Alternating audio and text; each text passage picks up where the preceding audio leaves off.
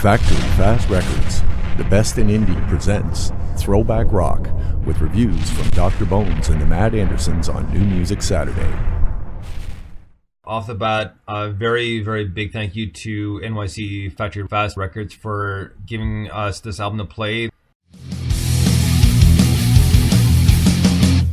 Yeah, that was Second Player Score with Falling Forever. That was a really good tune. The very, very beginning, though, did remind me of a Nirvana song called School from their album Bleach, which is a very cool correlation, mainly because of the kind of repetitive kind of hammering on the low E string and just hitting that same chord over and over again. But it progressed very well. The vocals were really tight. I really liked the harmonies, like a really good song. I was banging my head the entire time.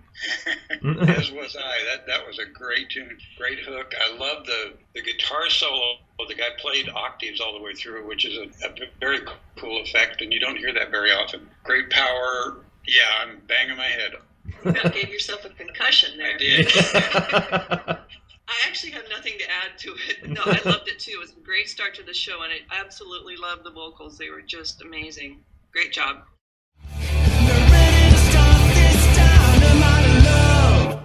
All right, that was Michael Daughtry with Dynamite Love. Now, that was a really cool kind of bluesish rock tune, and the vocals were pretty good. I mean, it sounded like it was like self-harmonizing, but he did well at the same time. I really like this tune. I'm not quite sure what the guitars were doing during the verses, but he created this tension that kept going and going and going, and then released it with this very inside kind of hook. It was a really interesting thing that he did. I loved it. I loved it too. I thought it was a great song. I actually love the vocals. I always say this about these collections, but it just sounded so cool. There was just this drive going underneath everything that just was really insistent. I loved it. Absolutely.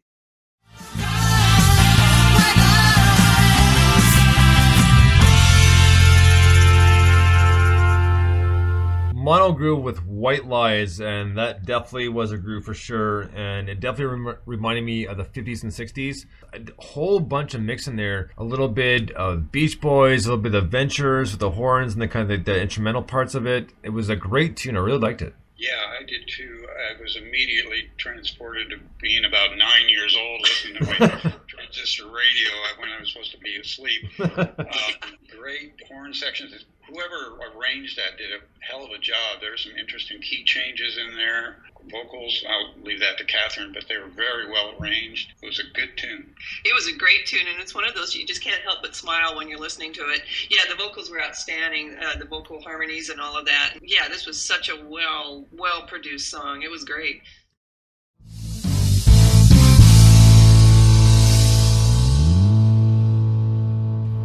Yeah, that was an awesome tune. That was the Harrison Brothers with Awakening. And man, that had everything. It had the cool blues rock feel to it. It had the junk organ in there. Like, I mean, it was just like, the keyboards kind of reminded me of Iron Butterfly, but definitely hovering around like beginning 70s. And they just had a whole bunch of influences all wrapped into one. Like, very, very well done. Like, very impressed with this one.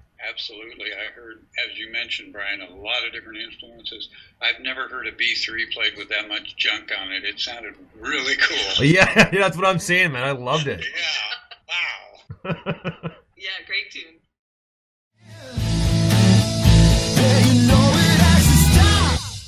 All right, that was Venus Syndrome with Evictionos. Good tune, good lyrics, and I tell you, they really remind me, and we had a strong overtone of the Bachman Turner Overdrive in there. Yep. Absolutely. No, go ahead. You're on a roll today. Go for it. Please continue. Oh, yeah. No, I really liked it. It was just down and dirty rock and roll. It was great. And I have to say, again, I really like how these folks really seep the vocals into the mixes and stuff. They just sound awesome. The production is wonderful. Yeah. The bass and the vocals, and it just really sounds rich and full. Great sounding recordings.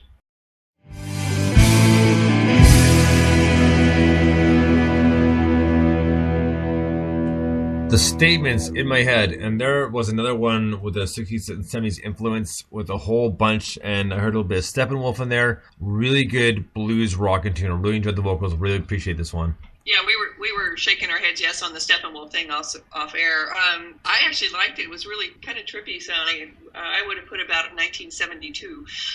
But this is as part of the compilation. It's a really nice contrast.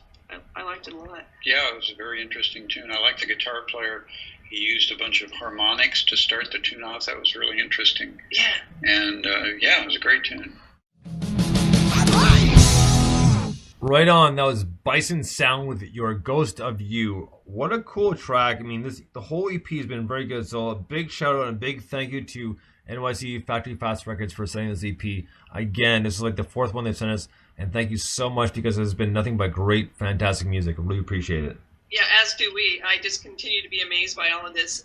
I did like this tune a lot. I loved the drive. There were some really interesting rhythmic breaks in it. And I thought their drummer was amazing. It was funny the things that you pick up on, but yeah, that was a great tune. I heard a little bit of Ramones in there, which I always like. Good point, Nolan, and you're absolutely right. I was going to mention that too. You're absolutely right.